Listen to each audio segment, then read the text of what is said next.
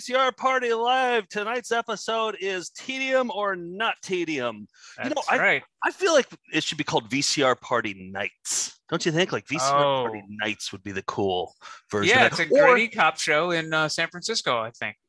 Or Filthy and the Sexual Man. Like if we want to abandon the VCR party, like because I'm filthy, you're the sexual man, like Filthy and the Sexual Man. Yeah, that's more of like a Scarecrow and Mrs. King start of a. I mean, if you saw that on TV, Jay and the Bear, Jake and the Fat Man, Jake and the Fat Man, Filthy and the Sexual Man. Yeah, if you saw that on TV Guide, you would flip that on, right? Absolutely, I think it does what I think an intro should do is explains what our show is for newcomers. So, we collect VHS tapes. Nick coddles the newcomers. I just let them find their leg. They'll find it eventually. You don't have to coddle the newcomers. All right. I'll keep fielding those emails that are like, "What's a Melinda? I'm lost." We don't get that email ever. We do. Forward them on to me right now. All right. Check the comments. Do you read the comments on the shows? No, never. All right, never. That's why you might want to be a little more. Well, the comments are different from emails. You said emails. All right, I read the emails. Check the message boards. Okay. But yes, that intro was created by Kyra. She's a member of our Discord through our Patreon, and she teamed up with Bad Prince. It's a dream team that worked on that. Yeah, that was really good. That was a lot of fun. George, I don't know. I mean, I love your intro, but that one was just like, it was gritty. It was I don't know. We'll see what we do next week. So here's the thing. We're supposed to be wearing shithead hats right now. And I had mine on the counter on the way here. And I left it on the counter. Nick has his shithead hat there. I had it on when we joined up, but we got to do it together in solidarity, because if you watched the game show VCR Smarty, we tied. So Steve ruled that we both lost. Yeah. And the idea was that we'd have to wear the shithead hats without mentioning anything about wearing the shithead hats. We just have to wear them and not say a thing about it. That's going to drive Nick crazy with the newcomers watching, because there's going to be no explanation. Nick's going to be like shaking. I think what everyone these emails. I think what everyone in the comments is wondering is, when is Joe going to take the Batman cereal? Because obviously this is a mistake. He should have had the hat. He doesn't. There's another apology. The cycle continues. Somebody sent in this Melinda's Ghost Pepper, and they thought this could be a new punishment. Well, put it on your tongue or something? Yeah. Put it on the Batman cereal. And then... put it on the Batman cereal. Yeah. Now you're thinking. Yeah. A Melinda's ghost pepper hot sauce on a Batman cereal. Well, I don't have any Batman cereal here, so we'll have to save that for next week. But pretty soon the show's going to be nothing but apologies and punishments. Can't wait. I can't wait. Truly need it. Yes. We have a special guest star. We do play VHS tapes, and we have a special guest star to watch some with us. It's Chris Gethard, who, he's an actor, but we know him, and comedian, of course. And he had a long-running public access show. So who better to judge who the king of New York City public access should be, or the queen should be. So Chris is going to help us do that tonight. So the idea behind this is I want to do Public Access Battle Royale. So we take all the kings and queens of every city that has public access. Maybe we say 8. Once we get to 8, then we'll have the Battle Royal. Okay. But today we're just going to decide who the New York winner is going to be. Then maybe next month we'll do who's the winner from Los Angeles, Chicago. Fort Wayne has some great public access. Every city will have their king or queen of the city that will go head to head. So I'm excited. Today's day one of this. Everything's a competition, and it begins. The public access competition begins tonight. So I'm excited to show off some finds. Chris has got some stuff he brought. So, but we should really show some videos. Let's start off with the Found Footage Festival Classic. You caught me with my pants down, but no one sells carpet or waterbeds for less. Okay, so this Found Footage Festival Classic is one of the most classic VHS tapes in our collection. The reason we're playing it is because it's John and Johnny. John and Johnny, they are home shopping, bumbling home shopping hosts, like right when home shopping came out. And they had a show in northwestern Wisconsin called America's Value Network. What was their actual show called? Fragrance and Fashion Review. Yeah. Yeah.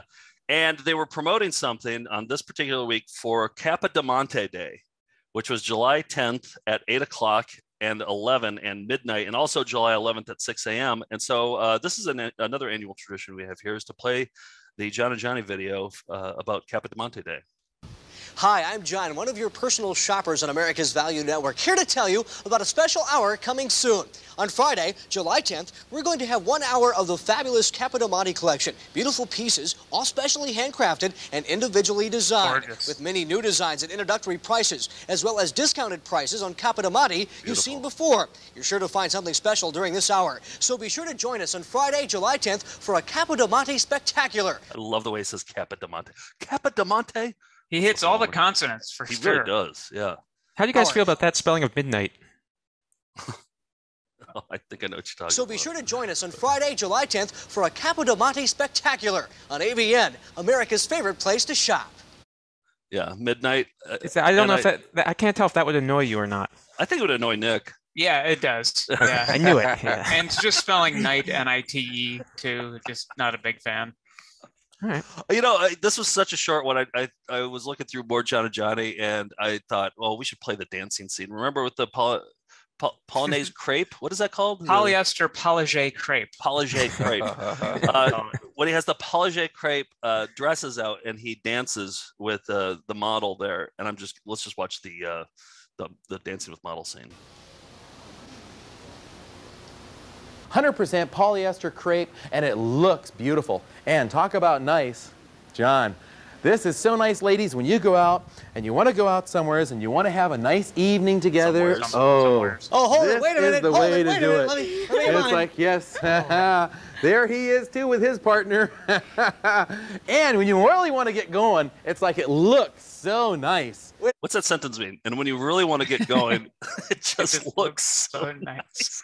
They just say words that come out of their mouths and it doesn't really have to make sense. Yep. And John wants attention there. You can tell. I know, exactly. Exactly. Yeah, you can kind of tell Johnny wants him to get off. He's like, like get off the screen. Like, yeah. And if you want to know more, you can just Google AVN and there will be no problems. Right. Yeah. It's just the only use of those 3 initials that I know of. Yeah. When you really want to get going, it's like it looks so nice. Wait a minute. Just look at that. Do this? Here we go. Isn't this neat? Yeah, Johnny, mine's and yeah, he's doing a dip. Here's a dip for you. And look at me, Mom. Look at me. Very nice. These are very easy nice to use, and look at the way it. Easy to use. Remember, he said that about the sunglasses too. He said that the sunglasses were easy to use. He said the that this dress too. Yeah, it's Polygé crepe. It's easy to use. Watch John Creemans on the left just kind of trail off a little bit. He's just kind of like he's not mic'd very well, I don't think. No. Yep, here's a dip for you and a dip. Ooh, very nice. These are very easy nice to use, and look at the way it moves.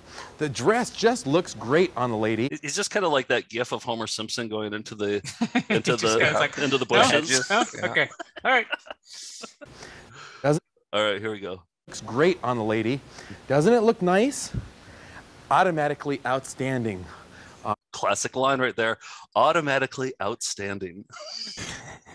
What does that mean? It was their 2-word phrase challenge on that show. Oh yeah, he worked it in successfully.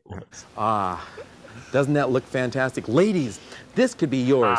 $14.95, and look at how beautiful it is. Now, just right there, it stands, and it looks so wonderfully nice. Can you repeat what he just said? I mean, I know this all by heart. George, Yeah. Steve, you want to take a crack? I've stopped it automatically outstanding. Okay, all right. We'll hear it again. And just like that, it stands something. I don't know. Yeah. This could be yours. $14.95, and look at how beautiful it is. Now, just right there, it stands, and it looks so wonderfully nice. Now, you have less than 30 seconds on this item. It is yours. Item number FFR442. Beautiful. And let's rock and roll here a little bit. Ta-da. Look at that. Oh, doesn't it move nicely? Look at this. Woo. We're going to keep this in the computer. Where's the HR department? And it's still. We're keeping right now moving to It's that. still. Because she stopped right there. He's Don't like, you and dare still. stop. Don't you dare stop until I tell you we're off. And still, we're going to. Computer, and it's still. We're keeping right now moving to that. We're going to keep it in the computer, and Gorgeous we're going colors. to be bringing this. We'll be right back right after these words. So don't go anywhere. Was that a smooth exit from that segment there? Was that a smooth exit? Well, he also is the one who said we'll be right back right after that. Yeah, So he has a tough time with the throws to commercials. I Right. think. And we're going to be bringing this. We'll be right back right after these words. So don't go anywhere. Oh.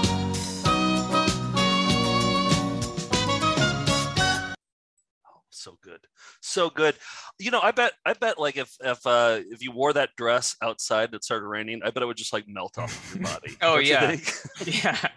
It's just, I mean, like crepe is like, I think of crepe paper, you know, like that you use to decorate for a birthday party in an office. It would just dissolve. Right. But I think this Sunday and Monday, we want to wish you and your family a happy and most importantly, safe Capodimonte Day. Everybody And, have a safe Capodimonte Day. we on hope July it's 10th automatically outstanding. at 8, 10, 8, 11, and midnight. Midnight. Spelled N-I-T-E. Yes. Every year. All right, Steve, you're selling out to somebody once again this year. You're just shameless this day. What do you Anything got for a buck. Mhm. Anything for a buck. This week we got a good one. It's marketing for supervillains. Marketing for supervillains comes from decommoditize.com. It's a new show that talks about the legendary and outlandish true stories from the world of marketing. It's hosted by Jesse Robluski, the owner of decommoditize.com, which helps the business change the rules of the game when it comes to marketing. You can scan the QR code. You're smart enough to know, give me a QR code, much better than having me I'm going to try it. pronounce the words. Good.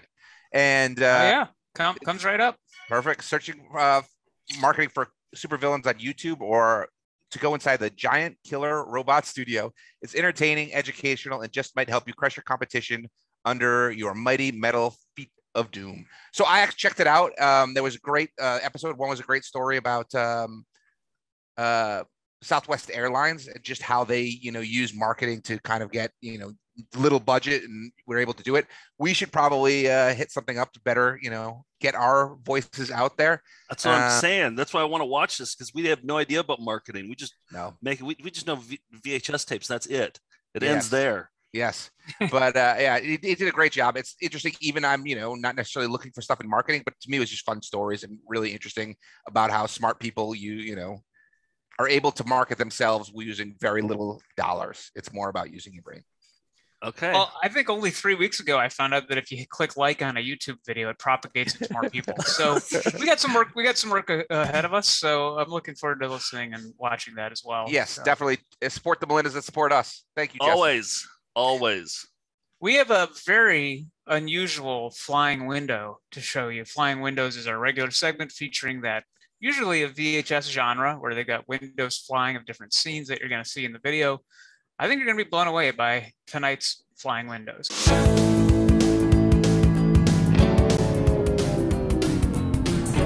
All right, so Rick C is a viewer, and he said a few weeks ago we asked, are there any modern day examples of flying windows? Is this still a trope that's used on like television? And he popped in a thumb drive recently and had this to report. And there wasn't any music to this, so I added our old holding music as we were waiting for our live shows to start. So this is a contemporary window. Contemporary example of a flying window. Yeah. Oh, all right. Yeah. So, and it's through a computer, a thumb drive, putting it into an iPad. All right. Okay. It's okay. I expand. Whoa. Oh, look at, they exist. They still exist. Raw dogs overlapping. Oh, yeah. Different speeds. Walking on the shoulders of giants. Exactly. So is that what it is? Walking on the standing. Okay. But yeah. Okay. That's it. So we have a modern day example of flying windows, and they do still exist. They're rare, but they still exist. I thought they would be flashier, more spinnier. You get like the meteor trails, beveled everything. They look pretty basic. They didn't really wow me exactly. Well, I didn't want to insult Rick C, but I was thinking the same thing. These are bargain basement flying. You'd think the technology would have advanced. In, it's not Rick's fault. I don't think Rick did it. I think Rick's just showing us that, man, they just, maybe the kids these days who make these things don't know about how to do it. Yeah. Well, learn your history, kids. That's what I would say. And Rick C is partially to blame, I think. We're back out on the road again this weekend. We are at the Mahoning Drive-In Theater, which is like, that was our first show back, I think, when the pandemic was in full swing. Like, we couldn't perform anywhere else. And we played this drive-in, like about 45 minutes from Philadelphia. And man, they have created this amazing, programming out there. And it's VHS Fest. It's the 6th annual VHS Fest where vendors from all over the country are going to come and have a VHS swap, tapes for sale, VHS-based merchandise. And we're going to be hosting Saturday night there, July 9th, playing videos. Since it's the 6th annual, they're calling it VHS Fest 666. So I definitely think Dark Lord Blood and some of our Satanic Panic videos will be making an appearance. Yes. And you can camp out all weekend. There's celebrities going to be in attendance. It's going to be fun. I think we're going to have a booth too. I think we're going to sell some stuff at a booth. It's my favorite place to play because it's the biggest screen that we have ever played on and probably will ever play on. It's a huge screen and you can see our stupid videos up on an enormous screen from the comfort of your own car. And I also like that there's a pasture right next door. So while you're watching the movies, you hear cows mooing the entire time, and I love it so much. So, and there's an airfield, so little small prop planes are landing throughout the day and evening. So it's good, and you can camp out overnight. It's gonna be a fun weekend. So yeah, come see us at VHS Fest this Saturday. All right, let's get into. Oh, do you have something else to say? Well, just that'll be the day before Capodimonte Day. So if you stay overnight, the following morning we can all celebrate Capodimonte Day together. They should have called it VHS Fest 666, a Capodimonte celebration. We got to play that clip at the drive-in. I think seeing that on the biggest screen we've ever played is going to be blow to see those away. Two doves, those two ceramic doves right next to each other. Oh man, yeah. All right, yeah. Let's get into the first installment of the Public Access Battle Royale. We're taking New York public access shows. There's so many of them, and we just kind of took our favorites and we presented them to Chris Gethard. And here's how that went.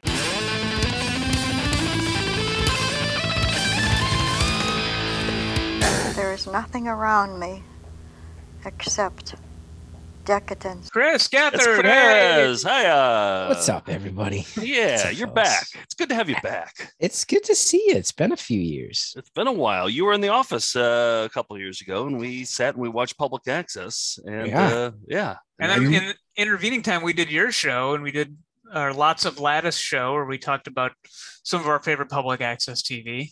Yeah, and that was part of a project I was doing where different people could have a public access slot, and that was it was on Wednesday nights. And I remember one Wednesday night when someone came in and was like, they just shut down the NBA, and it was like, oh, we all got to get out of here. Because if you remember, that was like Rudy Gobert was the reason, was when we all realized it was like Tom Hanks is sick and Rudy. So that project that you guys had just done. Yeah, that's right. Yeah. Torn asunder by the pandemic. And I will never forget being in that public access studio when I realized, oh, this is for real. That was a dream come true job, though, because you gave us some money and we spent it all on Lattice. I remember, the public access, the classic Lattice behind, and we went down to, I don't know, Home Depot or somewhere, and we bought just a shitload of Lattice, and we just stacked the Lattice behind us. Now, I don't know if I ever followed up on you. I think you had a plan of trying to return all that Lattice, but I don't know how that ever turned out. I think I did, Chris. I think I remember taking it back in the car. So I think we might have gotten the money back for that. Actually, Nick, did you provide an excuse to Lowe's or Home Depot or wherever? Our show didn't get picked up. That was right. Another one of those Lattice-based public access projects. All right, same old story. Chris, the reason we wanted to have you back on again to dive back into public access, because we feel like you are an influential performer and show creator, and a lot of this stems from the Chris Gethard show, which is a long-running UCB. I guess it started and then went on MNN, the Manhattan Neighborhood Public Access Network. Then was on Fusion for a while and had this multiple lives and its own mythology. And I feel like if nothing else, we're trying to do some of that with our goofy show. But here's, for people who haven't seen it, I wanted to play some highlights from season 1, including what I think is the perfect solution to prank call-ins. So here we go. I never watched the show, by the way. You never watched your own show? I haven't gone back and watched it. It got canceled 4 years ago. I haven't watched any of this in years. Oh, this will be fun. When you watch the shows, after you tape a show, do you watch the whole show afterwards? I never used to. On public access, I just walk away. When we were on cable, we were on Fusion, and then we were on True TV. So I'd have to get notes and then watch to address the notes. Right. But I'm not a huge fan of watching myself. So watching myself from however many years ago this is about to be is all right. This should be good. Sorry about this. This is season 1. We're gonna take a ride. With the weirdest guy I know. It's Wednesday night. It's Wednesday night. Where's Kurt? And out you didn't go. Yeah. The Chris Gethard Show. The Chris Gethard Show. Chris Gethard Show. Chris Gethard Show. Thank you guys very much. Of course. Oh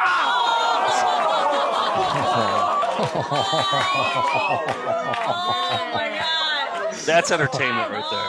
Oh shit, man. I assume there was a mixed martial artist who really kicked you in the thigh there. I did jiu-jitsu for a long time, and I started with my friend PJ. When he broke off, he became a Muay Thai guy instead. Oh. And he was fighting. I think he wound up fighting pro Muay Thai fights. I know he's now he's still to this day a Muay Thai instructor. So he's very good, very good. And I think I feel like Matt Besser and John Mulaney are in the audience for this, watching you get horribly injured too. They are, yeah. Such of course. Like it takes you a while to get back to your chair. Oh my God. It left a bruise for a long time. I mean, we redid that bit. We had a Comedy Central pilot before we jumped to cable, and I asked PJ to come back. He's like, you sure, man? And we did another round of me getting kicked, and it was I'll never forget them. Like they're like, cut. Okay, we got to reset. Angle 3 didn't get it. We got to do the kick again. I was like, oh, cable is very different than public access. I don't want to redo it. No, this is one and done. No. Yeah. All the name of entertainment. Yeah, and the next part is you get a kind of a crank caller. Oh man. Oh shit, man. Caller, you are on the air. Welcome to the Chris Gethard Show. Hey, yeah, this is the worst night of my life. This is the worst night of your life? Because you're watching this show? Because, yeah. Okay. Congratulations, you just made the most obvious joke. Well, Obvious joke. Obvious joke. Obvious joke. Obvious joke. We were ready for for that joke, you dumb motherfucker. Good try. Good try. Good try on that joke. Saw it coming a mile away. We knew that joke was coming and we waited for you. Oh, obvious joke. Obvious joke. Congratulations on the obvious joke. Anything else you want to say, you fucking smartass? You guys done? Oh, are we done?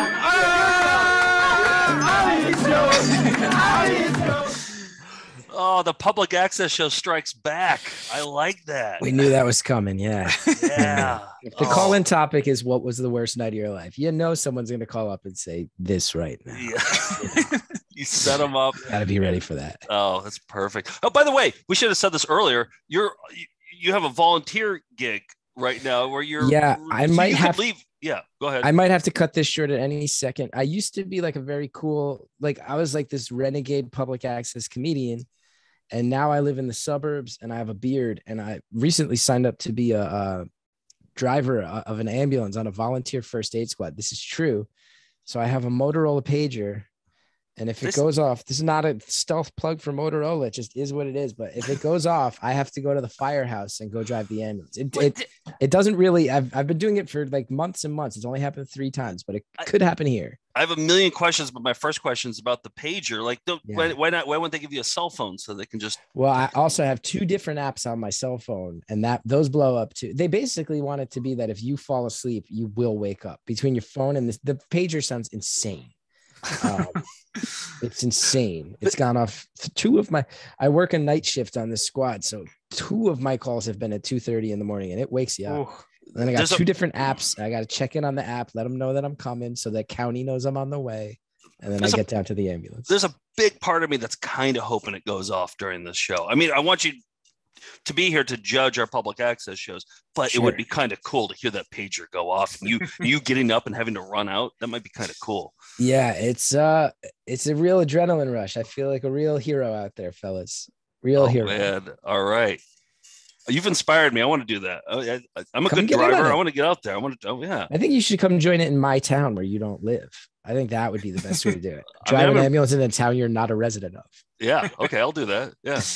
Come from Brooklyn to get people to the hospital quickly. I think that's a great plan. You have 7 minutes to get from your home to the firehouse. Oh, perfect. Okay. Well, this pager thing though seems like a bit that would have been on the Chris Gethard show. So I like it. There's stakes. There's something that could go wrong. I think this has got all the makings of a great classic episode. I feel like the real bit, if it was the old days, is my friends from the show would be constantly dialing 911 and saying bizarre things and to force me to wake up and then have to drive out and be like, I'm pretty sure this was just Don Finelli claiming that there was someone someone dead after a satanic ritual in a field. That's what they would have done. Maybe we should do that. Maybe we'll do that. We'll see where the night takes us. Yeah, they love it when you prank 911. Exactly. 911. Yeah. So hey, before we get into it though, George is our VHS detective, our video detective, and he has put together some history, some context on public access for us. So George, take it away. Sure. I was really surprised to find that the forerunners of public access as we know it started in the late 60s. In 1968, there was DCTV in Dale City, Virginia. And in 1969, WSTO, Nick and Joe, do you know where that is? Stoughton, Wisconsin, our hometown. That is correct. And here's a little bit of that Stoughton Cable Television presents Stoughton Today. Hello and welcome again to Stoughton Cable Television. And we're very pleased to have with us today a person who has been in the news for so many years. He's Mayor John Lindsay from the city of New York, and he's taken the time to come down to Stoughton, Wisconsin. What? Milwaukee Civic Riders coming over the hill to introduce this year's I don't know if I've ever seen a head of hair like that guys before. Stoughton Mai Parade. What's the name of the parade? Stoughton Mai. Yeah, so that was 73, and they carried it live. I know, Nick, you've marched in it, right? Yeah, that's our local hometown parade. It's a long storied history. Marched in a Norwegian Heritage Parade, yes. But most of the history of public access occurred in New York City. In 1971, two Manhattan cable networks set aside channels C and D for free publicly produced programming. George Stoney. I think George Stoney was the name of the guy who really pushed for it. He's legendary. Yeah, and that's world. Fred Friendly, whose name is also in the history, real guy. Not a pseudonym? No. Friendly? Yes. How the hell do you get that name? You're born with it, I guess. I guess. But so as they say, this is when they first public access is still in quotes back in 72. And the FCC required all cable companies in the top 100 TV markets to set aside a channel for public access and to provide production equipment. And in theory, public access was supposed to reflect and serve the community. But as you know, that didn't exactly happen. And in 1976, Channel J in Manhattan changed everything. Here's just another description from the New York Times. The content can be miserable, the technical quality is often atrocious, and nobody is watching anyway. But accurate. The badge of pride. Badge for that, yeah. But Channel J in Manhattan, whose lifespan was from 1976 to 1991, was described by the Museum of the Moving Image Retrospective as the golden age of public access. It was beholden to no FCC rules, so anything could go on. Obscenity and sex-laden shows. You've got, Al Goldstein of Screw Magazine hosted Midnight Blue. There was the Robin Bird Show. Sure. Can I tell you guys, number one thing that people asked me when they found out I did a New York Public Access show, have you met Robin Bird? I would get that asked all the time, and I never have to this day. I wonder what the ratings were for Robin Bird. I feel like New York Public Access, I bet they got, I watched hundreds of thousands of views. I mean, it's 9 million people in the greater area, maybe hundreds of thousands of views, which is pretty good for which is very good for public access. Yeah, I wasn't able to find the. I don't think Nielsen tracked it. Yeah. I actually think in their mandate, they don't want the numbers. Manhattan, I'll say too, because obviously we're going to laugh a lot and there's insane shit all over public access and it's worth celebrating and making fun of and laughing at. But the longer I was there, the more I realized their mission statement is awesome. They're like, we don't ever track numbers because that popularity is not what keeps something on the air. Like, it is a community for the people who run it. Like, I found out we won. There's like the Hometown Media Awards is like the public access Emmys, and we won a few of them. And the network was really thrilled. And a bunch of the guys who ran the network came and met us one night at the taping, and we're like, "Thank you so much." This and that. And the one guy goes, "Oh, we hear your show's really good." And I was like, "Oh, that's funny. Like, you haven't watched it. Like, we're supposed to be like, we're the ones getting all the buzz and stuff." He goes, "Oh, actually, as a rule, I don't watch the shows because I have the power to cancel shows. So I don't watch them because we have a policy. Like, if something offends my personal sensibilities, I would be tempted to cancel it. So, and that's not that's not the vision of what this is. Like, they truly are. They have very few rules. And their whole policy was like, you can even break the rules until someone complains. And at that point, we got to look into it. So they are true.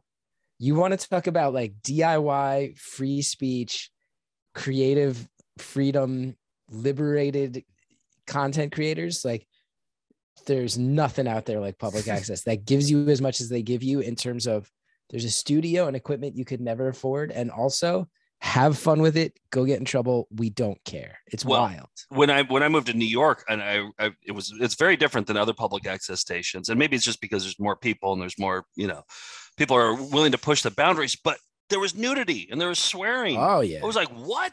They can show nudity and swearing on this? Our show, we were told we were allowed to show nudity. We couldn't have nudity in the studio.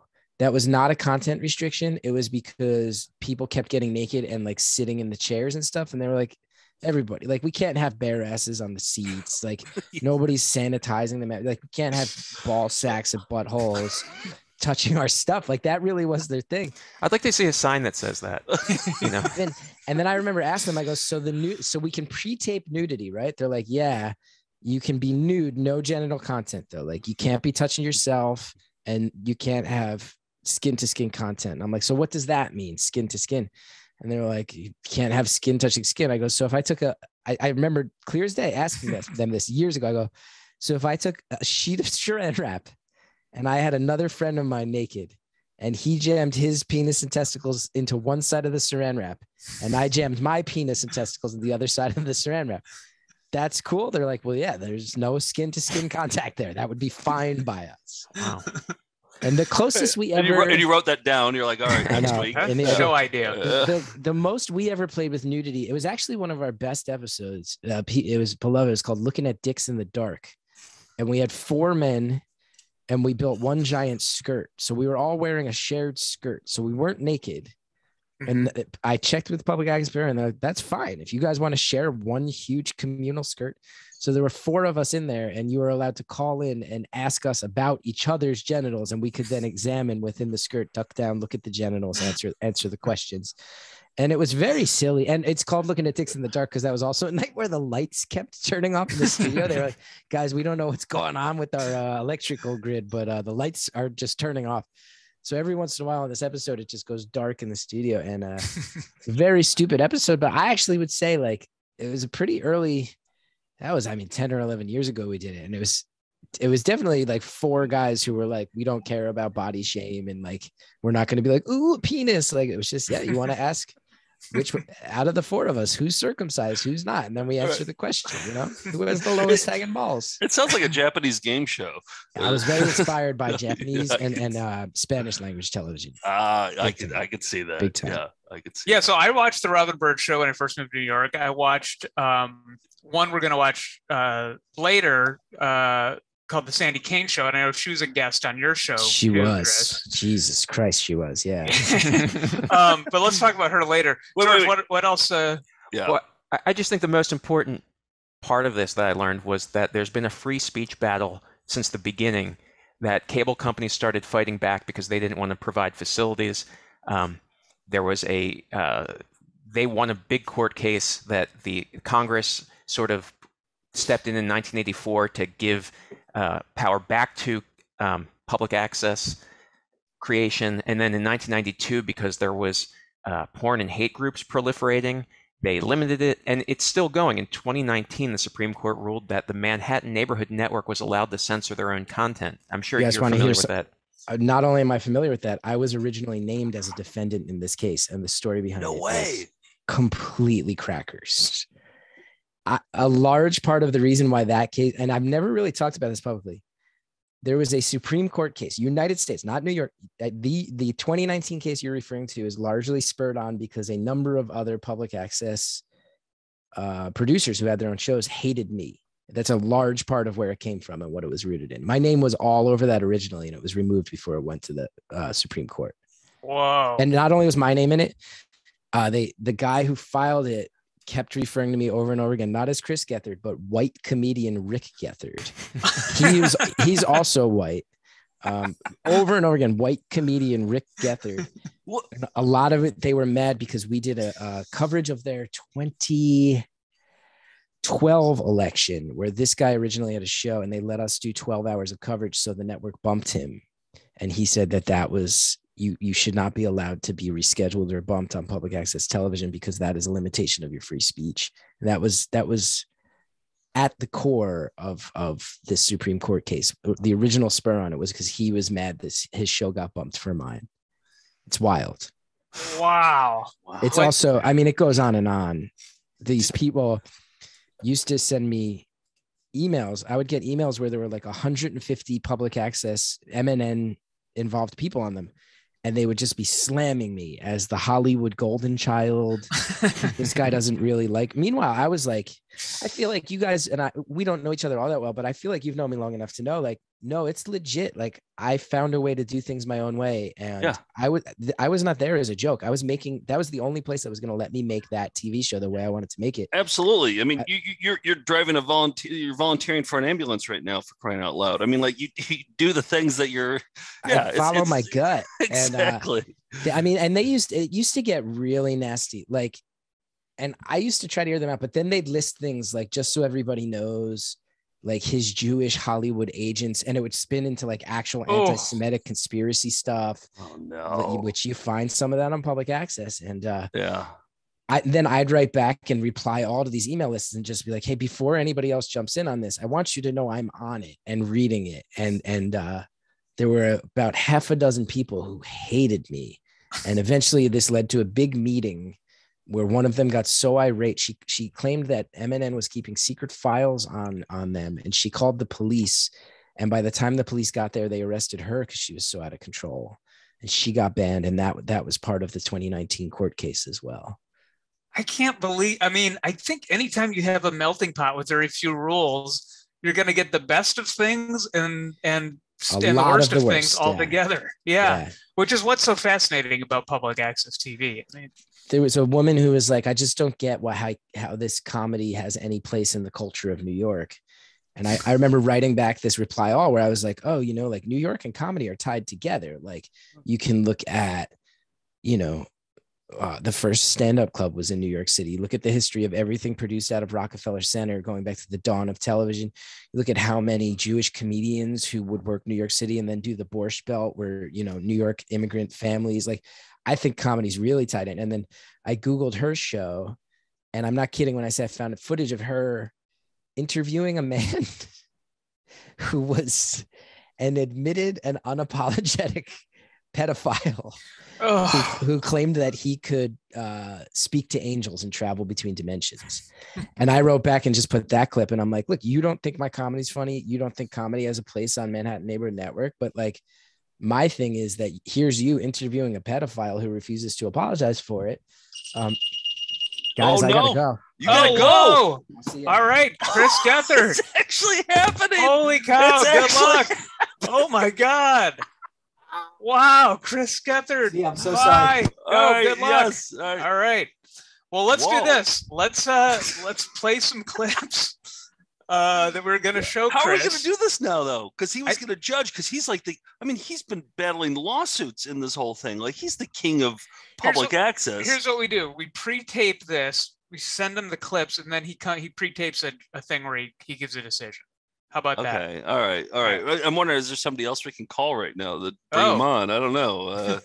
Yeah, Chris is the guy. I mean, he's been in lawsuits for public access, so I feel like we're not going to get any better than him. All right, let's do your idea, Nick. I like that. Yeah, okay. Yeah. Well, let me start off with a clip that Chris sent.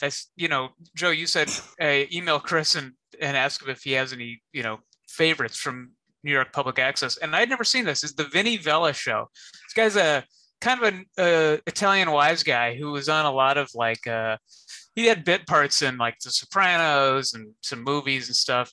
And he hosts a show where he has on guests, but never gets to them. He's always just talking and telling stories the whole time. So he was doing his tribute to James Gandolfini, and he had two guest stars from The Sopranos who came on, who were just, bit players, but he had two other people who canceled on him, and he just kept talking about the people who canceled and getting mad at him while the other two people sat there. And his name's Vinny Vella. The Vinny Vella show. That's just such a okay. And so where'd you say, Staten Island? Or no, this is Manhattan. Okay. Welcome to my show again.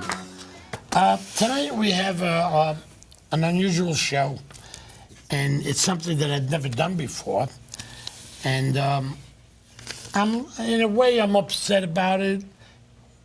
Well, sort of upset about it. And in another way, I'm not. What do you mean you feel funny? Well, a few people called me up and told me I shouldn't do the show. What people? What did they say? I really don't want to get into it. I kind of like... Excuse me. I kind of feel funny about coming on the show. If I had to do it with empty seats over there, I was going to do the show anyway. You know why? Because I got them like that. That's why. And if anybody out there has anything to say about it, you know what I got to say to you? Wow. That's what I got to say. I'm going to well, do there the you show. go. There you go, Vinny. There's the two guest stars who, this is like 15 minutes into the show. They still haven't been introduced, so... But you want to know something? And they're like extras, right? Like, they're not even... Yeah, they're not even extras. But, they took time out of their night to go, go on the show. And he hasn't thanked them for coming on the show. No, just complained about the two people who canceled. So, yeah. But you want to know something? Sticks and stones will break my bones, but names will never harm me. Yeah. When I die, I'll spit in your eye for all the names you called me.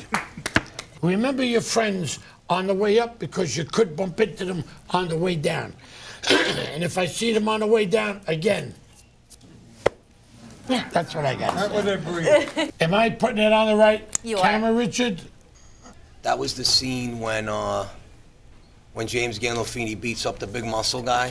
Night pay if you shoot at night. If you're wearing His own directors cut him off while he's talking about getting night pay and working on TV shows. So I want more. I want more of that goddamn show. Joe, I feel like your wife would appreciate that because she would love it. She would Italian American, New York, raised. And born and raised New York, Italian. Yes, those are his collar couldn't contain him. I don't know if you saw, but his shirt was really classic. I mean, he reminded me a little bit of my downstairs neighbor Butchie. He kind of had that, just lived his whole life here and just kind of a neighborhood guy. So I really liked his cough too. It was a very succinct cough, like a, you know what I mean? Like it was just like a, and then right back into the gesture, whatever it was. Yes. I don't know. It wasn't like a gross, like throaty kind of phlegmy kind of cough. Yeah. Yep. It was like, I'm so glad you're on the show to analyze the bodily functions. I think it's you got to know your place. I'm a connoisseur. So, all right, what else are we going to watch? You want to kick off with Stairway to Stardom? This is so weird that Chris isn't here anymore. Yeah, well, the idea is to have him crown a king or queen of New York Public Access to decide the champion. So I think Vinny Vella is part of it too, but I think for us, we have to start with Stairway to Stardom, which ran from, like George, you were talking about how long running. This is 1978 to 92, ran in Staten Island, then moved to Manhattan, hosted by a guy named Frank Massey. So I think he's the guy who would be crowned king because this is his show with his wife Tilly. He would have on singers, dancers, comedians, including Richie Triolo, show us your raviolis. And I think we've shown this on the show, but it has to be in consideration for king of New York Public Access, right? 100%, for sure. This is the OG. This is the veteran. Yeah, we gotten a lot of mileage out of Stairway to Stardom, so it's hard to cut it down. But here's a minute and a half of highlights. The pioneer. Stairway to Stardom. You see tomorrow starts today on the Stairway to Stardom. We're here to brighten up your day. We've got singers and dancers and actors performing for you. But there's more, so much more, and it's all right here for you. On the Stairway to Stardom. I mean, how are you going to change the channel with that intro? It's incredible. And there's the man himself, Frank Massey. Yeah, and you get music, you get comedy, you get dance, you get acting, you get the whole thing. Classic variety show, yeah. Welcome to Stairway to Stardom. I'm your host, Frank Massey, and we have a fine show for you today. So you hang on to that dial. Hang on to it.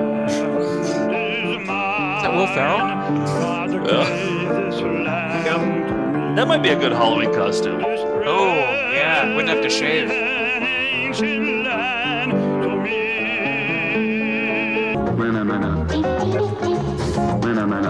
Love this man.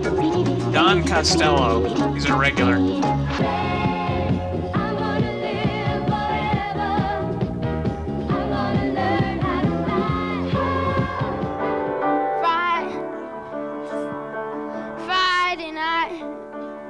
Friday night I crashed your party. Saturday I said I'm sorry. I like his version better than Billy Joel's. Me out again. We went riding, but she didn't balk. Home from Yonkers, I'm the one who had to walk. If you knew Susie like I know Susie, oh, what a guy. On the Stairway to Stardom, you see tomorrow stars. There it is. There's such a pioneer. I feel like all public access shows really like followed in their footsteps, because I think they originated the lattice behind you. I think they were the first to do lattice. I think even like you see like Between Two Ferns, Zach Galifianakis is doing his public access show. There's lattice, there's ferns, there's fake plants. There's I feel like all that comes from Stairway to Stardom. I think they started it all. Plus the longevity alone has to be taken into consideration because, doing a free show, it's hard for us to keep doing this show and we get a little something for it, but they kept it going for 20 plus years, I think. So. I know. exactly. Hats off. Yeah. I want to play this one. Beyond Vaudeville is a show that I really don't know much about. I know that it became Oddball, a show called Oddball on MTV in the late 90s. Oh, yeah. Was it Oddville or Oddball? Oh, I thought it was called Oddball, but I think it was Oddville. But oh boy. Yeah. Oh boy.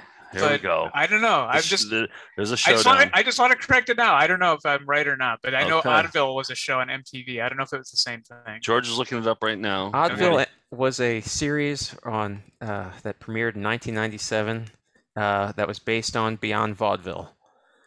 Oddville. Yes. Okay. God damn it, I was wrong. It's all right. No apologies necessary. Okay, We corrected it today, so we'll keep it moving. But this is a clip. So, Underdog Lady, is that her name? Underdog Lady? Yeah. Well, she's on the Howard Stern, like she's a regular on the Howard Stern show, and she got her start, I guess, on Beyond Vaudeville. And here's a clip of her. Now, I don't know who Mason Reese is. Like, I know Mason Reese is on this, and I know there's a documentary about Mason Reese, but who is he? he was in a lot of TV commercials in the late 70s, and he became a regular on like the Mike Douglas shows. He was like kind of like the charming showbiz kid who would come on and just be interviewed as like a kid say the darndest thing kid. So he became famous that way. Okay. And is still living and working. Well, not working, I guess, but he's living in New York and semi-retired as an actor. Okay, so he's just a personality. He's a personality, and on this, former child actor. Yeah. Okay, he was just sitting on the couch during this and reacting to Underdog Lady. So let's take a look at that. Don't you think that maybe there's too much Star Trek, that people are ignoring the characters like Underdog and there's not enough? Well, I'd say that mostly the science fiction conventions, not just creations, deal with Star Trek and Doctor Who, more of your more... So that's Mason Reese. Yeah.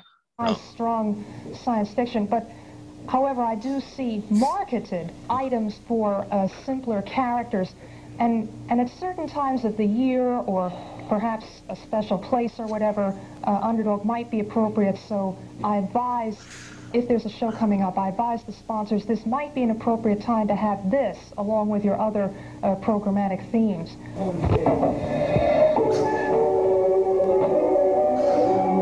So now she's going to do a dance on the show. To the Underdog theme, I think. Oh, no? Just classical music.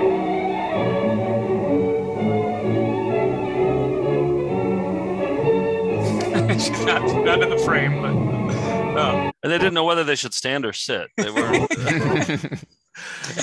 And I just love the host, too. It's just... he doesn't like, he's not exactly what you would call an alpha, like you, you come on the show, you know who the host is. I feel like you don't know who the host is when you walk on the, anyway, he's, it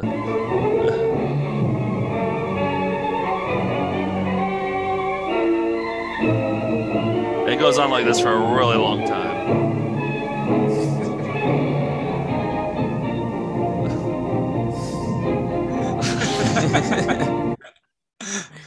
Just commanding. Just he's like a nerd in like a Beastie Boys video, isn't he? Like he's like one of the nerds in the Beastie Boys. Yeah, I think that's great about him, though. Like, I think there's something to not having an alpha as a host. I think it allows people to open up a little bit. That's why public access is great, because the alphas always got on the regular TV shows. Yes. Now finally the non-alphas can. The betas. Yes, the betas.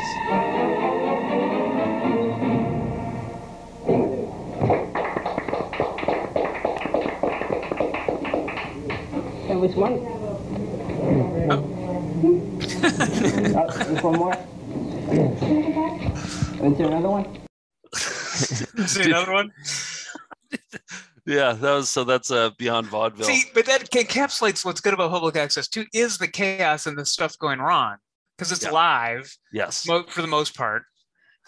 And there's unvarnished. There's not professional crews. You're dealing with volunteers as your camera operators and your directors. That's why, like, hey, we should be on Underdog Lady now doing the dance, but they weren't, But it is more fun to watch that, isn't it? It's more fun to watch the train wrecks and to watch exactly. It's then the unpolished, when you don't have somebody in the switcher room who can like switch cameras to the other thing and have something ready to go. No, they just showed up that afternoon and planned what they were going to do. And let's set up a camera and let's like flail around the camera for an hour. I mean, that's basically what it is. Pop music is fine, but garage rock is a lot more fun. I think that's the analogy that I would go with. Yeah, there you go. So let's talk about a Queens public access. This counts as part of the New York City, I guess for determining a king or queen of New York. I would submit the show Goddesses, which I remember seeing, because I've lived in Queens for 25 years. I remember seeing when I first moved to New York, and it was a show for plus-size women, hosted by plus-size women. They would do lingerie shows at local Queens nightclubs and have, singles events and celebrate being big and beautiful. And they found one appreciator, guy who called himself, I think, Ecstasy, and he made a song and rap and dance performance. And I don't think I've shown this particular clip of his appearance before, but here's a clip from Goddesses from the I think the late 90s. All right. Not only do you rap and write songs, you also do meal review, don't you? Yes, exotic entertainment. Yes, I do. Exotic entertainment. I'm thinking of putting the package together, the music and the dancing, in one package. Perform in my stripper's outfit. Yeah, hello there. My name is Ecstasy, and this one's titled "I Need a Plus-Size Woman," and it goes out to all the plus-size women in the house, written by me. And I'm gonna sound it off like this, okay? Here we go, here we go. See, people think different in society, but it's all about you and how you choose to be. Cause if you're big, remain big. No one's perfected, starving and dying just to be accepted. Hell no, sweetheart, I dig ya. It's not about who outlives you, cutie. You gotta figure, diets don't matter, so eat what's on your platter. I loved you before and I still love you after, yeah. Cause big is beautiful, voluptuous, plump, full-figured. It's all suitable. Me like it, but not nab it because of what somebody else thinks. Hell no, I got to have it. Talk to me, baby. I need a plus size around the clock. Got love for you, and we can do it all night while I sex the spot. Come on. Hey, I need a plus size cutie around the clock. I'm gonna break it down to you on the physical aspect. See, plus size, come on, plus size is happening. Sing it with me. Plus size. Hey, plus size is happening. I can't hear you. Plus size. Come on, sing it. Plus size is happening. Everybody say plus size. Come on. Plus size is happening. All right. Oh, thanks, George. I was gonna say, let's hear you. Yeah. I heard George go, plus size is happening. I think that guy's great, Ecstasy, and the show is like ahead of its time with body positivity, and it's been on since I think the early 90s, and it's still on. They're still making episodes of Goddesses on Queens Public, QPTV it's called. So I would submit for being ahead of its time and for having great music and dance numbers. Goddesses might be the queen of New York Public Access. We'll see. So this one I just discovered. I was just in doing the research of New York Public Access. There's so much stuff. It's just a bottomless. Like George, you mentioned that the Museum of the Moving Image did a whole retrospective or on New York Public Access, I think like 10 years ago or so. Yeah. I wish I would have seen that. I missed that. But there's Nick, you had the thing with the callers before. You showed Chris the video with the callers. There's a show called Flaccid Ego that I was reading about. It's a psychic reading call-in show. It's hosted by this guy named Clarence Baynard. He goes by the name of CB, and he gives free psychic energy advice to callers. Allegedly, it's just in the one clip that I saw, he doesn't. All he does is just field prank phone callers. And this guy, he's like a jazz musician in the way that he's able to hit the button and have a quick comeback. And it's just the most entertaining thing. And you got to look this guy up. It's like 12 minutes long, and it's just constant picking up the phone, having an insult for the person, telling them to shut up, them swearing at him. It's just beautiful. It's jazz music. All right, here's a Flaccid Ego. Just a minute. Why are these people cursing at you? My friend, they have nothing better to do. Listen, man, I can't hear you. Good evening. Good evening. Your mother. Thank you. I love the Mother. framing. I do too. Good evening. Good evening. Your mother. Tonight on a whole lot of headroom. Great blue screen It is. for Right. other use. Good evening. Your mother. Thank you. Thank you. Good evening. Good evening. Hello. Hello. Yeah. Uh-huh. I swear these people in New York City. Good evening. You suck. Uh-huh. Uh-huh. Apparently you do too. Good evening. Can I get a psychic reading? Honey, you don't call her asking for stuff like that. This is not a bodega. What is that? Ladies and gentlemen, I'm here to help you. This is not a bodega. Don't come. Let me get psychic energy reading. This is not a bodega, honey. But he's saying it's a free psychic energy reading. And then they asked for one, and then he said, this isn't a bodega. Doesn't want that. Good evening. Hello? Hello, honey. Yes. Hello? Honey, get on off my phone here. Good evening. Good evening. Asshole. Thank you. Thank you. I bet yours is quite wide, isn't it? Your mother. Uh-huh. Yours is all stretched out. Good evening. Yours is all Good stretched evening. out. Hello? Hello, honey. Good evening. You enjoy your life, honey. You enjoy your life, honey. Wow. It's so good. It's 10 minutes of that. It's 10 solid minutes of How that. can he lose this showdown? I don't Flaccid know. Ego is a strong contender right now. It really is. It has a great name, too. Flaccid Ego. I feel like that's a 2-word phrase challenge for you, Nick, eventually. That's actually, that'd be a tough one to work in, too, with Flaccid in there.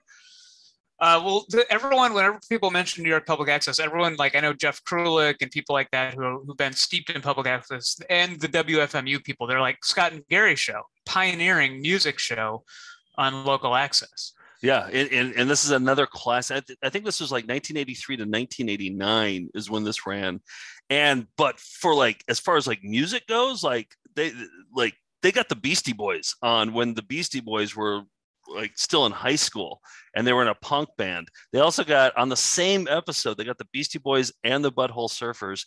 But the beauty of it is that it's public access, that it's just so public access that there's awkward moments. There's parts where there's technical problems. Mike D. I mean, like Beastie Boys were huge, but they started off on Scott and Gary's show.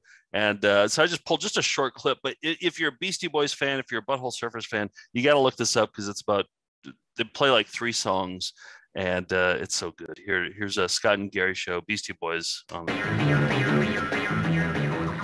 Like to greet the Beastie Boys.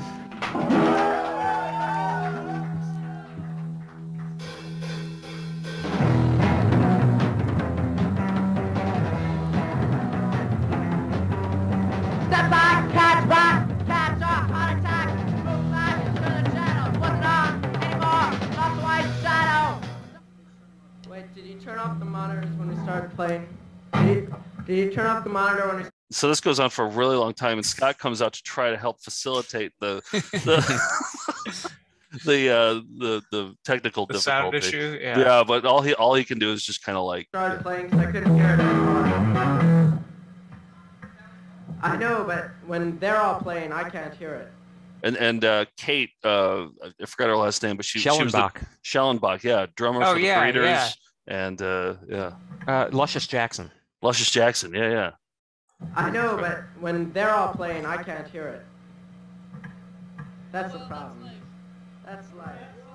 So there's just so many awkward moments with like Beastie Boys, one of the biggest bands of all time. So awkward moments. That's what public access is all about. I just remember, I don't think this was New York Access, but it was a local New York channel, the Joe Franklin Show, another long-running show by a real square guy, but he had on Spinal Tap. They convinced him they were a real band, and they did the whole segment in character leading up to the movie. And that's kind of a famous clip too. But the last one I wanted to play here, and Chris, I'm sure would have a good story. So maybe if he can, make a judgment and then give us a quick story about Sandy Kane. He's probably performing CPR on somebody right now. I know. I would love to I wish we could have kept the camera with him on this thing and have it on the background. But he will tell us what happened to that with the call, and maybe give us some info about Sandy Kane, who is, I watched her show. She was a stand-up comedian stripper. And I'm not sure how much blurring you'll have to do here, Joe, but this is an episode of the Sandy Kane Blue Comedy Hour. And she would tell jokes. She would also do like collages with celebrities like Geraldo Rivera, and have like a thought bubble with whiteout coming out. And she would have those on in the background, do song parodies, burlesque jokes. Yeah. I remember when you moved to New York. I was still in Eau Claire. I think you were going to Hunter College. You came out. And I think you sent a tape back. You had taped it off a TV of Sandy Kane, and you were like, "Look at this show. Look at New York Public Access." And I remember I couldn't believe my eyes. It's like she's naked during this, and she's like putting. Well, maybe you'll show this clip. But yeah, she does. Okay. She'd have a signature move at the end of each episode, which is pretty fascinating. But yeah, here it is, Sandy Kane's Public Access show. Just a little clip of some song parodies and jokes. So tonight I'm setting my my titties on fire. Yep. Right? I think I'm going to. For everyone that wanted me to. Hey, Jackie Mason. I saw him on Fifth Avenue. I saw Jackie Mason on Fifth Avenue with a young chick. And all I can say, he's got a bald spot. So I ran over, I said, Jackie, you know what you should do? You got a fucking bald spot. You're a good-looking guy. Why don't you wear a yarmulke on the bald spot? And you look much younger. And he said, to tell you the truth, get lost. Fuck you, Jackie. All right. My name is Gloria. Those, you know how like some comedians have a rim shot as their like, punctuation? Hers is kind of this move. She does it after every joke. And then here's her song parody of Gloria. Gloria, she's a queen from Queens Astoria, and all the guys, they love Gloria, cause she's a cock-sucking warrior. She charges $20 for every penis that she saw. Oh, but I think we missed the quick freeze frame of one of her collages here. It's Jay Leno saying "I love tits." So just got it. All right. Okay. Got the scissors out.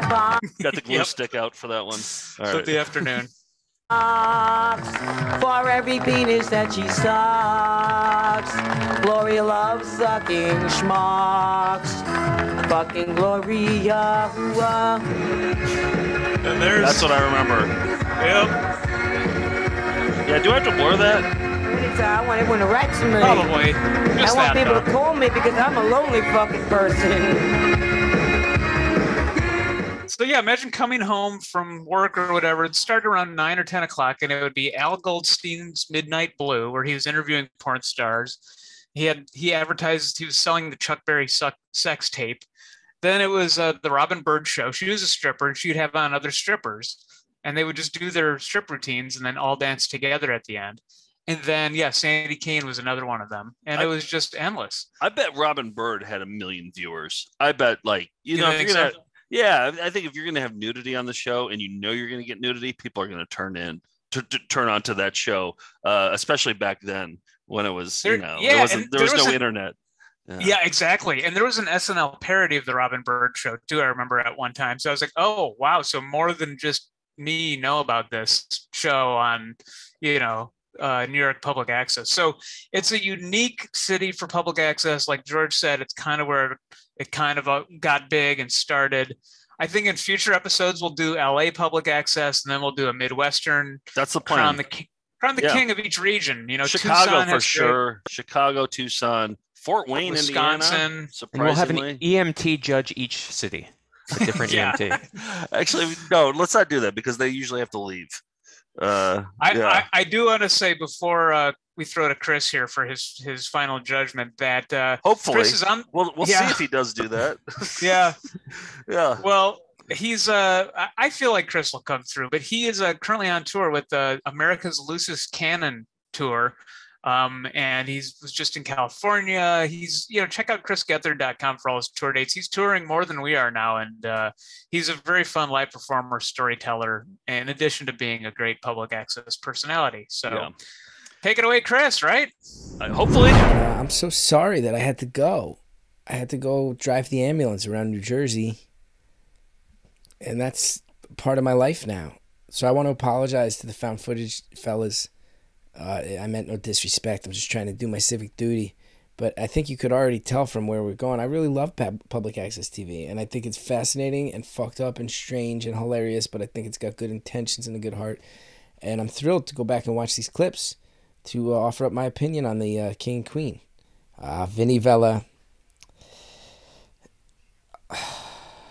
Vinnie Vella's show was often right before ours. There were weeks where we'd show up and Vinnie Vella would be like wrapping up, and he always had some guys who felt like low-level mafia or mafia wannabe. He always had women in the studio where you'd sit there and go like, are these women being paid to be here? And then he never remembered anybody's name, and he always acted like a goddamn fucking G. He always acted like a fucking boss. The coughing and the tablecloth in combo with each other is just peak. This guy really did carry himself like this off camera too. I can vouch for it. I love Vinnie Vella so much. R.I.P. May he rest in peace. Stairway to Stardom. Just the opening credits package is making this show look great. Who's this fucking Satanist? This poor kid's choking. This motherfucker's got crazy legs. Underdog Lady. It's classic. You got Underdog Lady and the dude, what did Mason Reese used to advertise? He was like the Hormel chili kid? No, like canned ham or something, right? Man, I tell you, I remember Oddville on MTV. They had this band Papas Fritas play a song called Hey Hey You Say. And it was I found it very good and I liked it. And then when I found out it was a public access show, I was pretty thrilled. Because between that and like Jake Fogle and Escort TV, felt like I was maybe part of the lineage of something. It's also, that studio, man, New York Public Access, it always is. You can get people in the studio, and like people who are relatively sane can mix with people who are pretty out there. And sanity isn't really a factor. And I guess it's kind of exploitative, but it's also kind of like, it just exists. Like insanity just exists unjudged. Like Mason Reese is the straight man in that. That's wild. This is Goddesses, right? Yeah. Goddesses is the best. Ecstasy. A weird outfit. Let's see, like sort of like a Bismarcky-esque jolliness about his rapping. But that's more like a pro wrestler's outfit than anything else. It's got some like Ultimate Warrior bicep ties. But then also like a onesie with a vest. Like a vest onesie. Love psychics on MNN. Long lineage of psychics on MNN. No patience. You got nothing but prank calls, and then the people... Asshole. Okay, Scott and Gary show. Some of the shows, man, was a TV party used to have on Basquiat and stuff. Early Beastie Boys right here. It's fucking cool. Look how cool Ad Rock looks. Oh, Sandy Kane. Sandy Kane. So we did a thing on my show where the second episode we had someone call up who was like, I don't really get this. And I said, if you come to the studio, you might enjoy it more. We're still trying to figure out how to put it on TV. That started the legacy that we'd always have one random person that we didn't know on. That person was Random Gene at first, and then there was Random Andrew, Random Maxine, Random Melissa, a bunch of randoms along the way, Random Messenger Bag. They all would be on for 11 weeks at a time. Sandy Kane was one of them, and there was a part of me that felt like I was constantly defending Sandy and trying to make sure she felt as safe in my space as anybody else. Also could say some extraordinarily problematic things at the drop of a hat. And Sandy was a tough egg. It was tough. That is a wild attempt at stand-up. She's just been going for decades, man. She will never stop. She was a headache for a while for me, but also pretty sweet. And watching that back, I'm like, man, there is something there. Okay, I've watched the clips. If I'm selecting from these people, I mean, it's hard to top Vinnie Vella. Vinnie Vella was the king. I can say because I was at the studio. You know, obviously these are from different eras, and I wasn't around for a lot of these people. Goddesses was on when I was on, and Vinnie Vella was on when I was on. But I can tell you, Vinnie Vella conducted himself like a king. he demanded respect. Was it always? It didn't always make sense what Vinny was doing, but Vinny Vella was the top dog. I had a lot of buzz and I was getting a lot of press, but I never ever fucked with the idea that Vinny Vella was any like Vinny. There were some other shows where if they were up before us, we may be impatient. Like, hey, can you clear out because we got to set up our show? Vinny would take his goddamn time, and I never had a word to say about it. And it's not because I was scared of him, because he kind of indicated he was a real mafia guy. He just carried himself like a king, and you don't fuck with the king. So I think Vinny Vella's got to be a king. Excuse me. Out here coughing like Vinny Vella. And it was such a joy. Sorry I had to bail early, but there was someone who was having real problems with her blood pressure. I had to go help her out. That's my life now. I used to be the public access guy, and now I'm a dad who volunteers for an ambulance squad. So this was a great trip down memory lane through a culture that I really believe in. And, you know, lets everybody laugh at the insanity of public access for sure, but also understand it's a system and it's there, and a lot of people get to put their voices out there. Sometimes their voices want to just shout at people who are prank calling them while they try to do psychic readings, but it's an important outlet nonetheless. And there's also a lot of community news and underserved communities that use public access. So please look it up and do support it, because it's a beautiful thing, even though it is completely hilarious and totally fucking strange.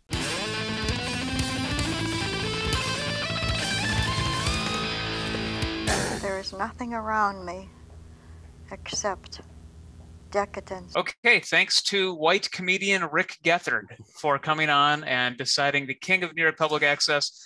Now, Chris brought Vinny Vella to us, so I think there was some bias there, but hard to deny that that guy's the king of New York. I guess he was the judge, so we got to go with it, right?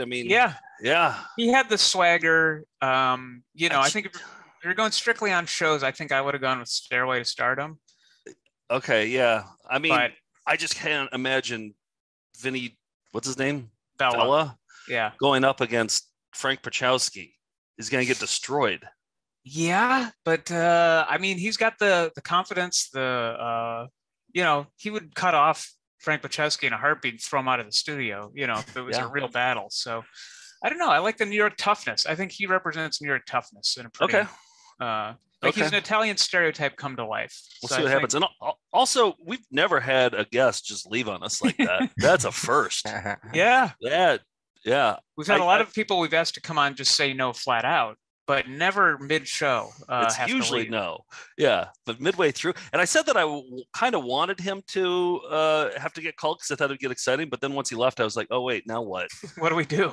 Yeah, we hadn't thought that far ahead. Yeah. But that was a first, and I'm glad it happened. Chris rolled with it, and that same night recorded watched the videos. So thank you again to Chris. All right, let's get into some cyber videos on the internet.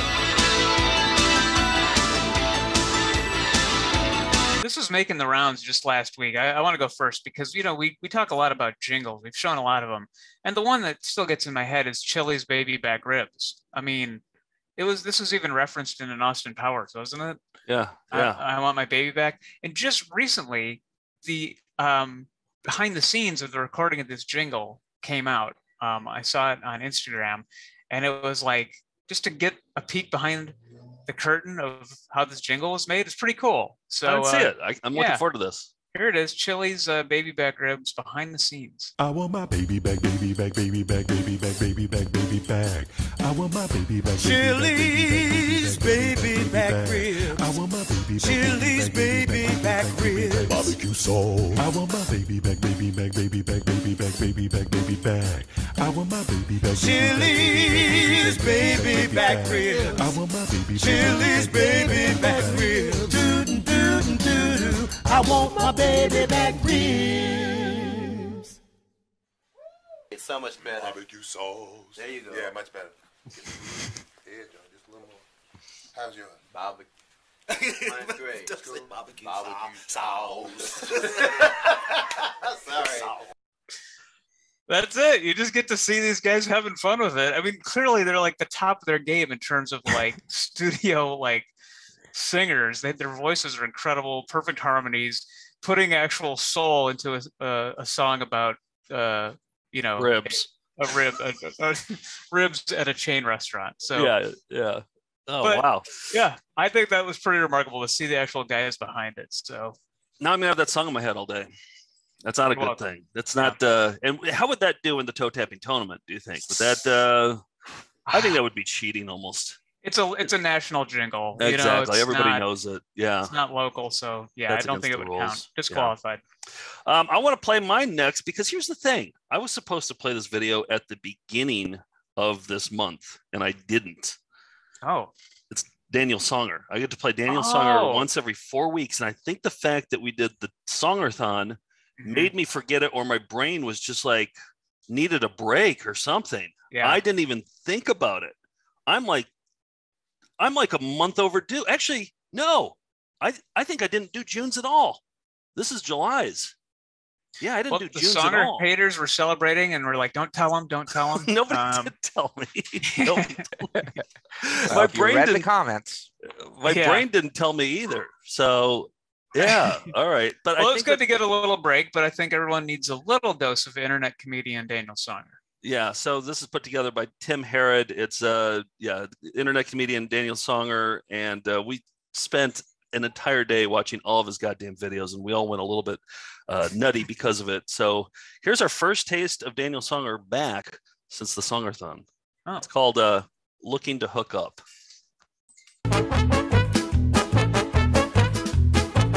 I'm looking to hook up with this girl. Looking to hook up with this girl. Might have been we're going to do some serious meeting, And I call her, and her mom answers the phone. And I'm like, I ask, hey, is Tia in, And she's like, well, this is her mom's cell phone number. And I'm like, and it hit me. It was like, man, this girl is trying to set me up with her mom, man. And then I hear in the background, it sounds like her grandma going like, hey, you sexy boy, when you're done with my daughter, I'm next. And I'm like, let me get this straight. Your daughter wants me to do you, and now I find out that the grandma is on deck. Man! Oh no, man! I'm like,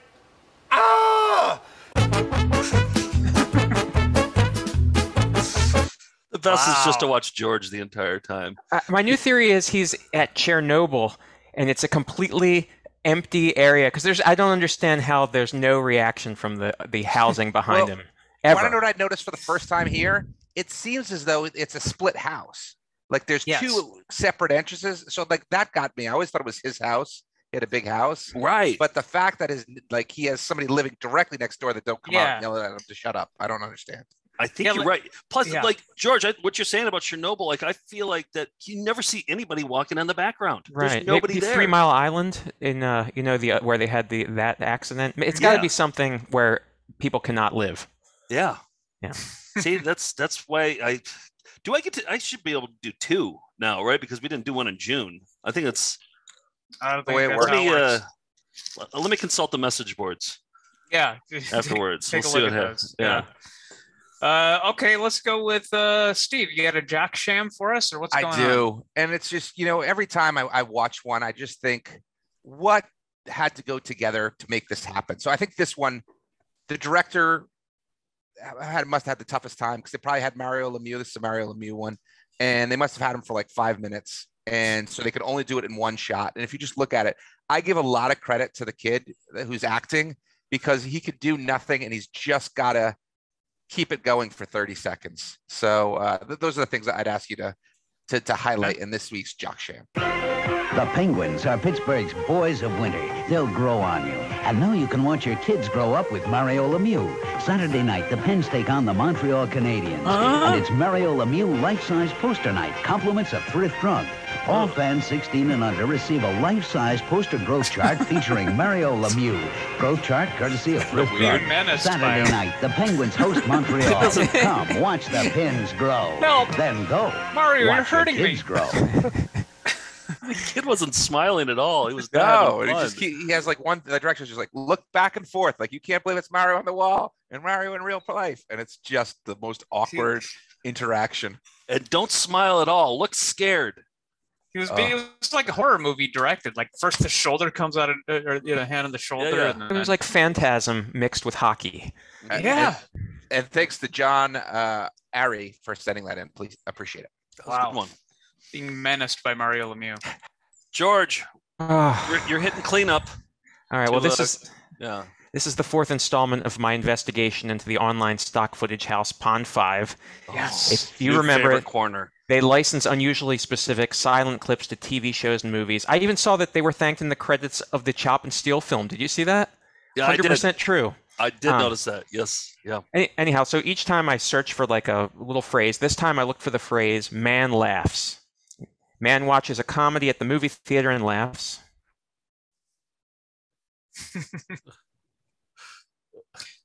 Nobody's at this movie, apparently. Yeah. Silent. You got man laughs hysterically in front of green screen. Not sure where you'd use this footage. Or an evil wizard, or I guess, yeah. What's that one VCR game that we have? Oh, Nightmare? Like Nightmare. Oh, What's yeah. that Nightmare? Pumpkin Man jumps out on screen and laughs. Oh man, they got it all here. That's laughing, huh? Yeah. Charming Man laughs while sitting on a chair. He points his finger and laughs. It seems like a Wes Anderson character, maybe. I don't know. Yeah. With the wallpaper. Charming. Okay. That's what we call the moose knuckle angle there too. Well, so this drove me to a very controversial conclusion, which is that VCR Party Live needs a laugh track. I think that people watching at home don't know what they're supposed to find funny or when they're supposed to laugh. And that's what America's Funniest Home Videos showed me, that you have to show the audience's over-the-top reaction. So this is my proposal for what this show should look like. Okay. It's eroticized. I've noticed you play a lot of more erotic videos. Yeah, I'm into eroticism. Yeah? You're a sexual man, aren't you? Yeah, completely, yeah, and I like people to think of me that way. It We don't works. find a lot of movies, but this one caught my eye. It's called The Great Bikini Off-Road Adventure. And the thing I like... You're a sexual man. You're very sexual. Yeah, I really am, yeah. Every episode, I think he has at least like one sexy video. Hey, doesn't he? I know what gets the clicks. I know what gets your clicks going, too. Huh? Hey, buddy.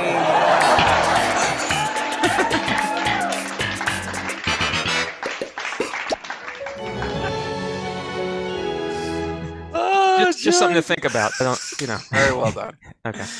I think it should all be the pumpkin laughing. That should be our sole audience, is a jack-o'-lantern laughing. Let's work on that. Let's talk to Pond 5 about getting some extra laughs in the show. Yeah. Or maybe we have a Patreon-only edition. Like how there's like a hearing impaired version. We have Right. the pumpkin laugh track version. Right. The comedy impaired version. Right. Yeah. Good round of cyber videos, everybody. A couple quick announcements. You can support us on Patreon. That helps us keep this show going. And if you can't support us this way, like we just found out, liking the video actually gets more people to see it. So do that if you can't chip in. Happy belated birthday to Cinematic from the UK. Happy birthday is True Melinda. He's been here since day one. And yeah. If you want us to wish you a happy birthday, we actually do a service called Rent a Joe and Nick. We got a ton of them recently, and they're fun. We get to do little mini shows, like 15-minute shows. We pick out videos that the recipient will appreciate and like, and George has put together some stuff for it. Steve has done some stuff for it. So it's fun for us. And if you have a VCR party found footage lover in your household, consider getting that at foundfootagefest.com. And by the way, we only say happy birthday to Cinematic because he's been here since day one. And we don't do that for everybody. So don't do the, If you're a Johnny come lately, forget about it. You're on your own. No, you gotta pay us. You gotta John and Johnny come lately. Yeah, right, exactly.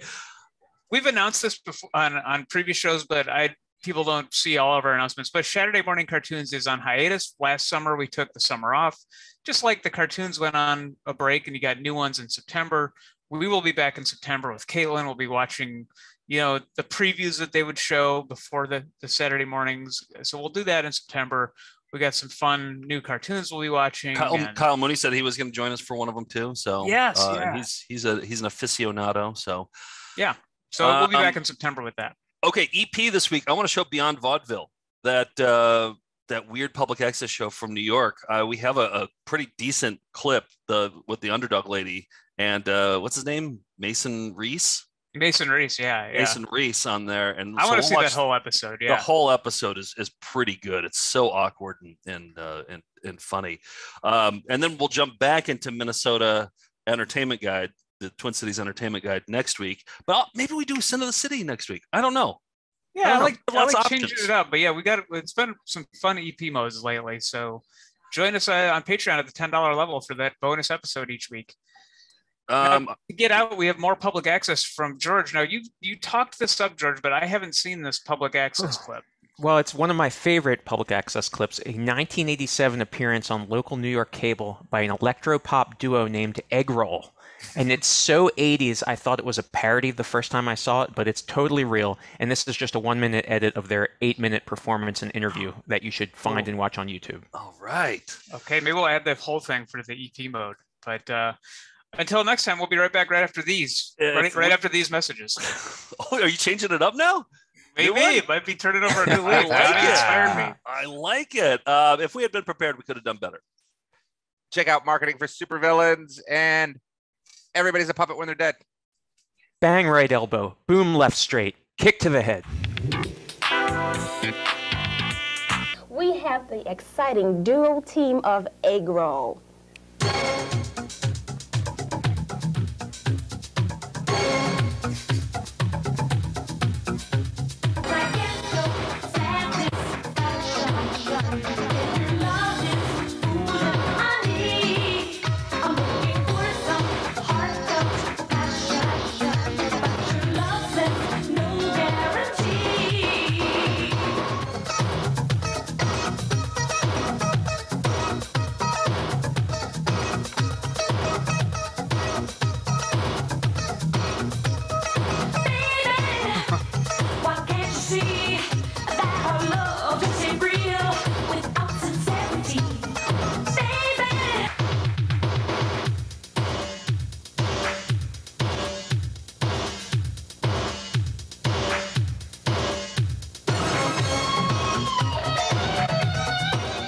When we return, Dr. Selner will complete the bunion surgery.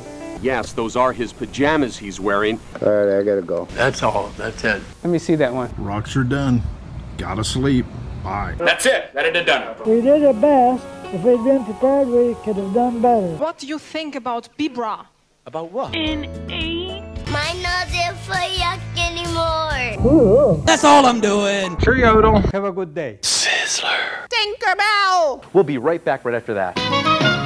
Good luck from all of us at Hagen. And Kurt Polstead, the real great guy. Night, night. Goodbye. Jim's Coins in Hilldale.